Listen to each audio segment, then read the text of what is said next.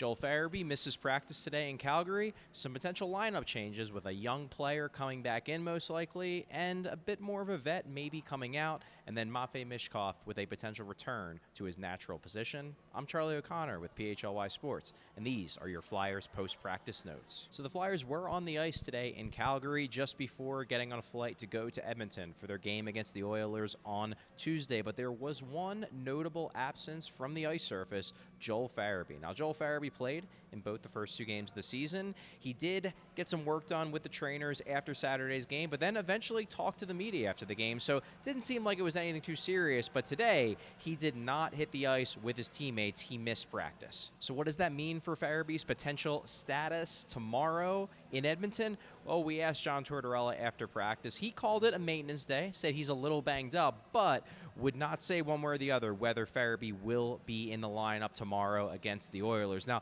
Farabee was here. He was standing watching his teammates practice and didn't get the sense it was terribly serious, but it would still be a big loss if he's not in the lineup for the game against the Oilers. The Oilers obviously off to a slow start this season, but they're a very good team. Came within one win of winning the Stanley Cup last year, have Connor McDavid in their lineup, obviously. And Joel Farabee's off to a pretty good start this season.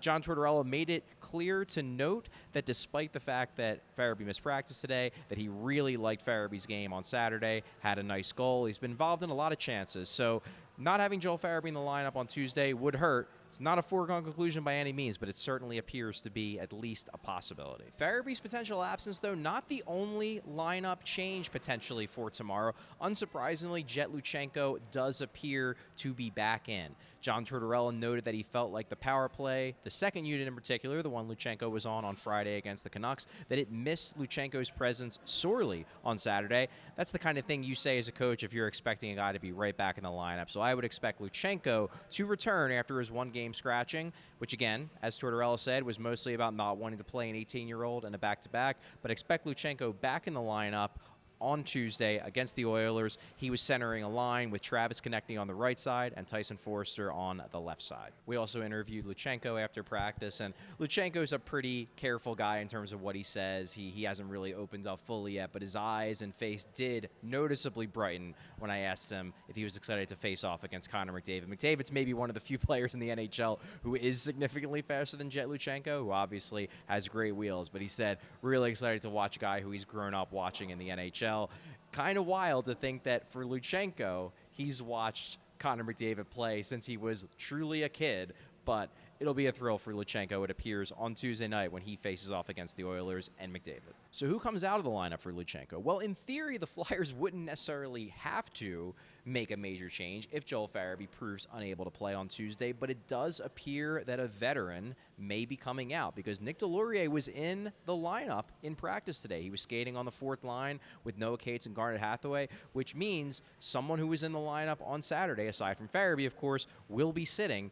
And it appears, at least at first glance, that player just may be Ryan Poehling. At practice today, Poehling very much skated like an extra. He was actually on a defensive pair with Emil Andre, who has been called up, still yet to get into a game. Doesn't appear he's going to play on Tuesday, so it looks like he is truly here in case of emergency. But Poehling skating on a defensive pair with Andre tells me that he is not likely to be in the lineup on Tuesday, depending upon how the rest of the roster shakes out with injuries and whatnot. So why is Poehling sitting? Well, to be blunt, he just hasn't been that great so far this year. I personally didn't think he had a particularly impressive preseason. He did pick up an assist in the season opener, a nice pass to Cam York in the third period, but he also, as John Tortorella noted, has been involved in some breakdowns. When we asked Tortorella about Poehling after practice today, he said, look, he's had some good shifts, he's had some struggles in some shifts, and while that's been the case for a lot of players, John Tortorella noted, it does seem like Poehling could be the odd man out for Tuesday, so keep an eye on that one. Finally, it does appear that the Flyers will be moving Matvei Michkov back to his natural right wing position. For the first two games, he's been playing left wing on a line with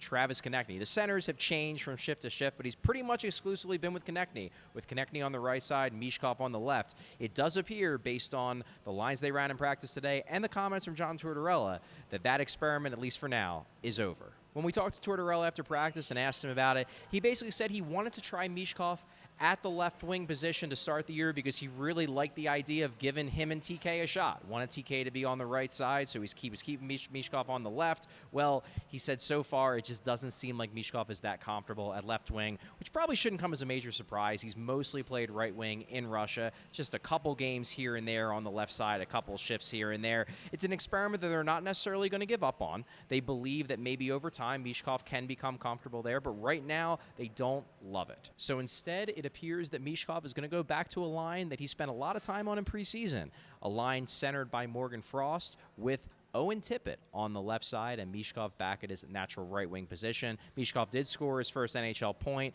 late in the game on Saturday, a primary assist on a Travis Konechny goal. Perhaps this is a way that they're trying to maybe unlock more of Michkov's game offensively at 5-on-5. We'll see if it works Tuesday night in Edmonton. I'm Charlie O'Connor with PHLY Sports. Thanks for watching. Thanks for listening. We all silly like the mayor.